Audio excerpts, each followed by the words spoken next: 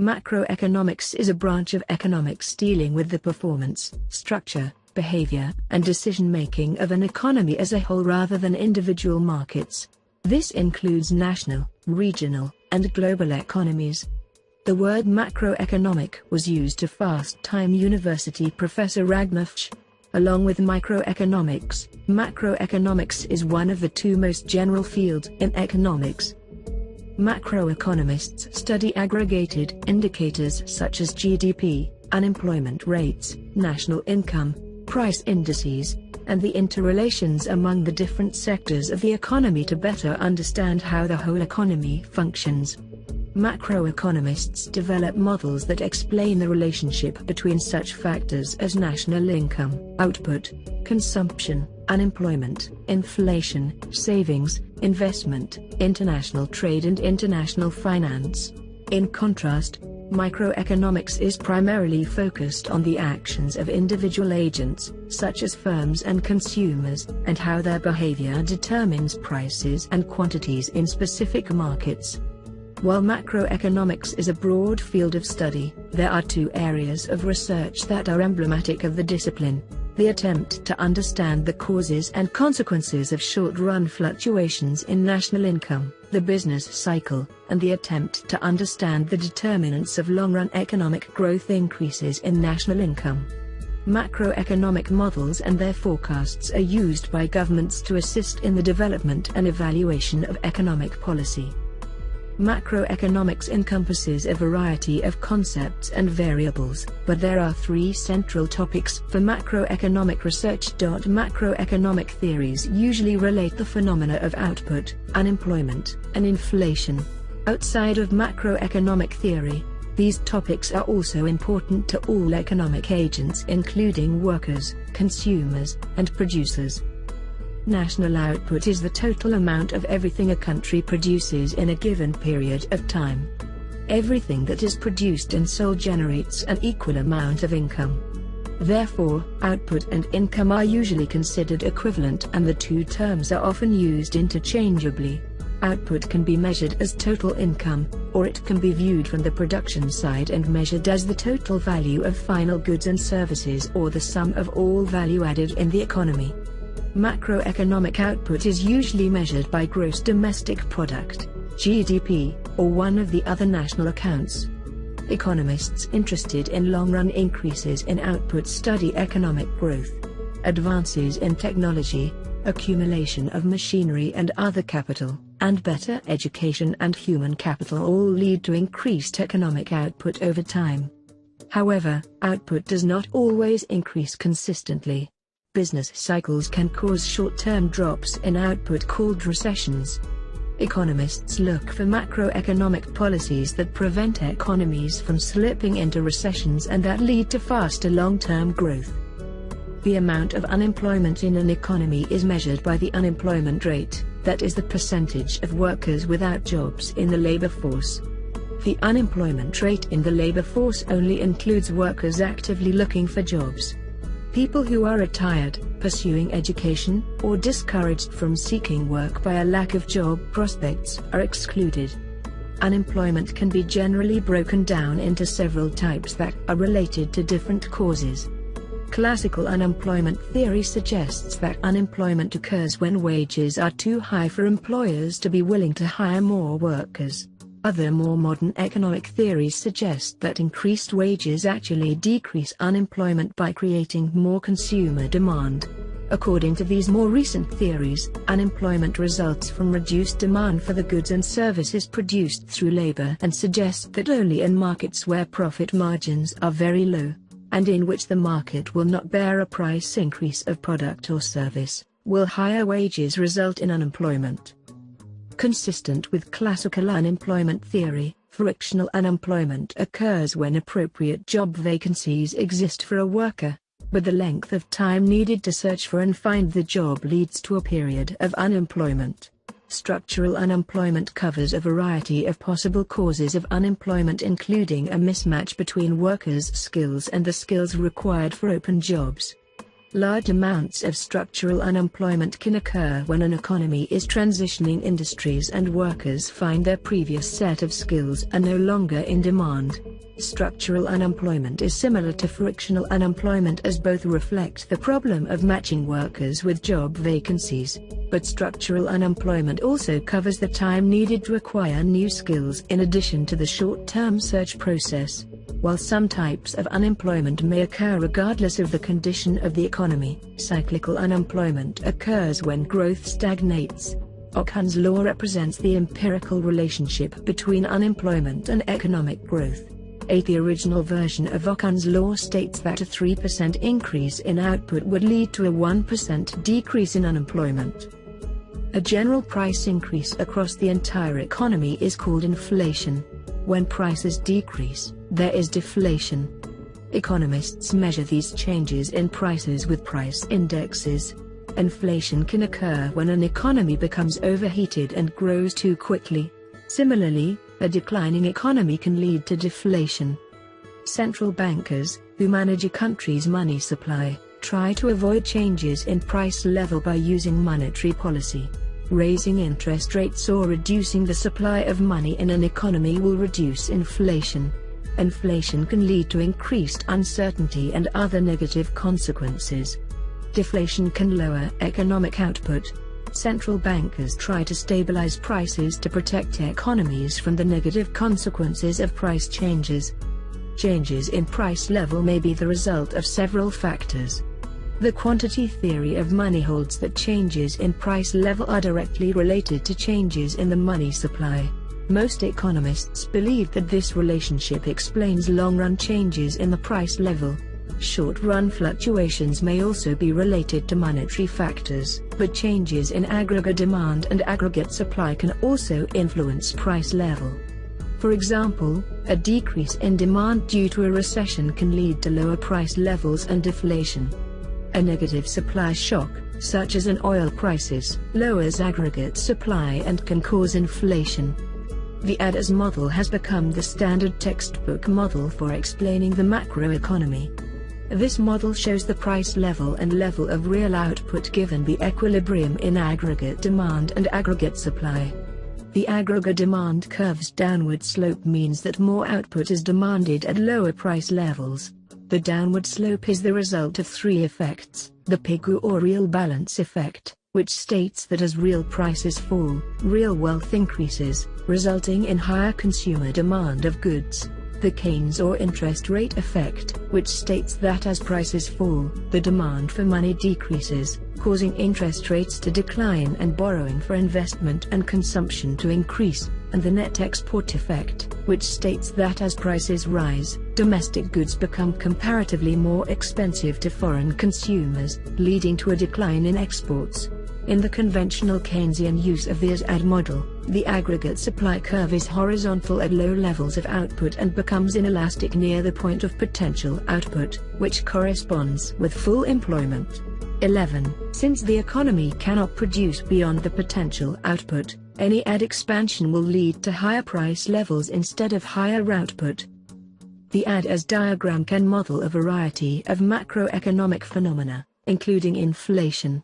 Changes in the non-price level factors or determinants cause changes in aggregate demand and shifts of the entire aggregate demand AD curve. When demand for goods exceeds supply, there is an inflationary gap where demand pull inflation occurs and the AD curve shifts upward to a higher price level. When the economy faces higher costs, cost push inflation occurs and the AS curve shifts upward to higher price levels. 13. The AS-AD diagram is also widely used as a pedagogical tool to model the effects of various macroeconomic policies. The AS-LM model represents all the combinations of interest rates and output that ensure the equilibrium in the goods and money markets. The goods market is represented by the equilibrium in investment and saving, IS, and the money market is represented by the equilibrium between the money supply and liquidity preference.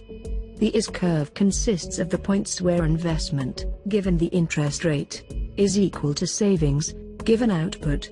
The IS curve is downward sloping because output and interest rate have an inverse relationship in the goods market.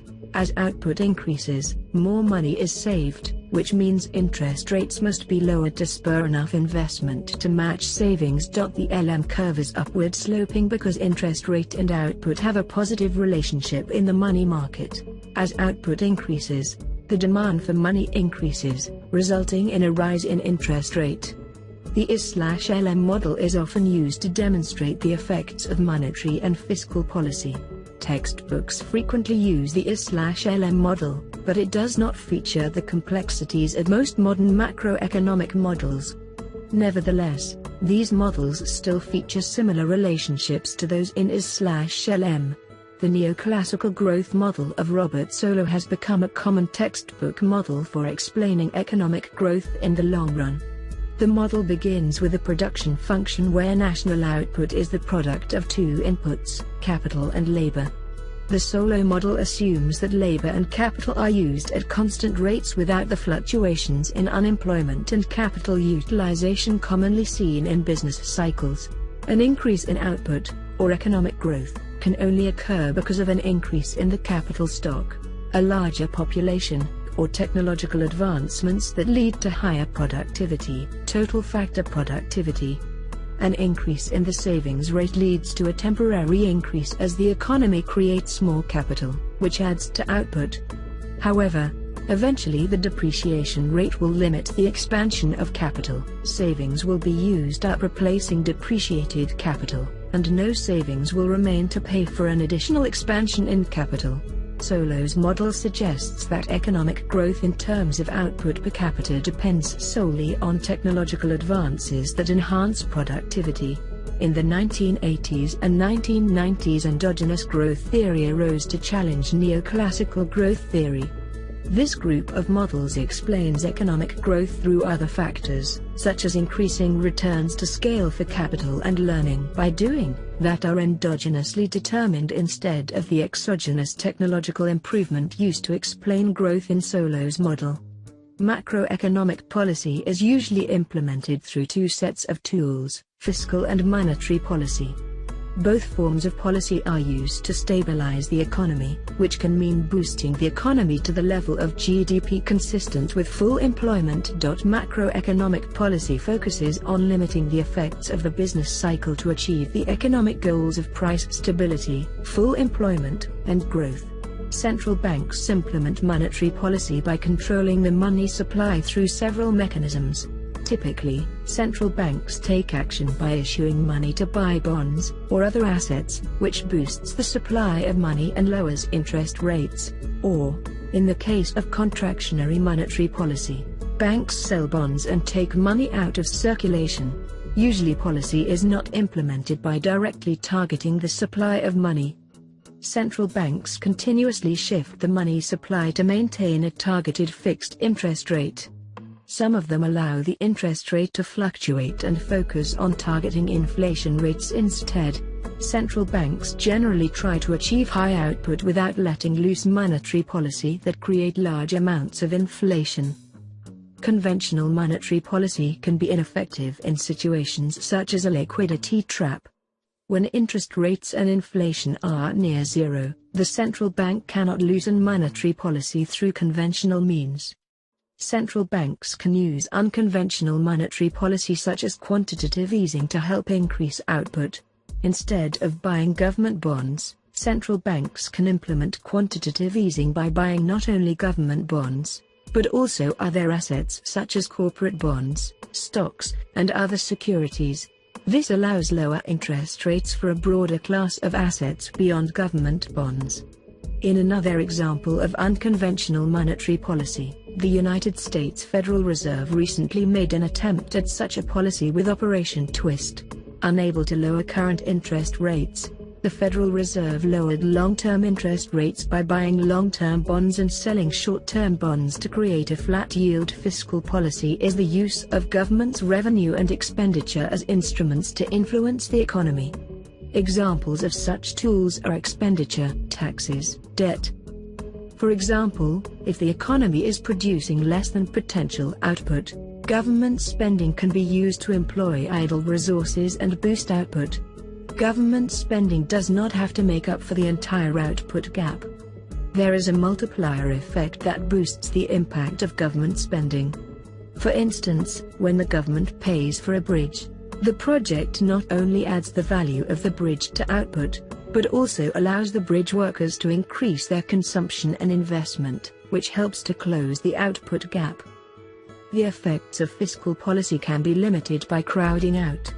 When the government takes on spending projects, it limits the amount of resources available for the private sector to use. Crowding out occurs when government spending simply replaces private sector output instead of adding additional output to the economy. Crowding out also occurs when government spending raises interest rates, which limits investment. Defenders of fiscal stimulus argue that crowding out is not a concern when the economy is depressed, plenty of resources are left idle, and interest rates are low. Fiscal policy can be implemented through automatic stabilizers. Automatic stabilizers do not suffer from the policy lags of discretionary fiscal policy. Automatic stabilizers use conventional fiscal mechanisms but take effect as soon as the economy takes a downturn. Spending on unemployment benefits automatically increases when unemployment rises, and, in a progressive income tax system, the effective tax rate automatically falls when incomes decline. Economists usually favor monetary over fiscal policy because it has two major advantages. First, monetary policy is generally implemented by independent central banks instead of the political institutions that control fiscal policy. Independent central banks are less likely to make decisions based on political motives. 22. Second, monetary policy suffers shorter inside lags and outside lags than fiscal policy.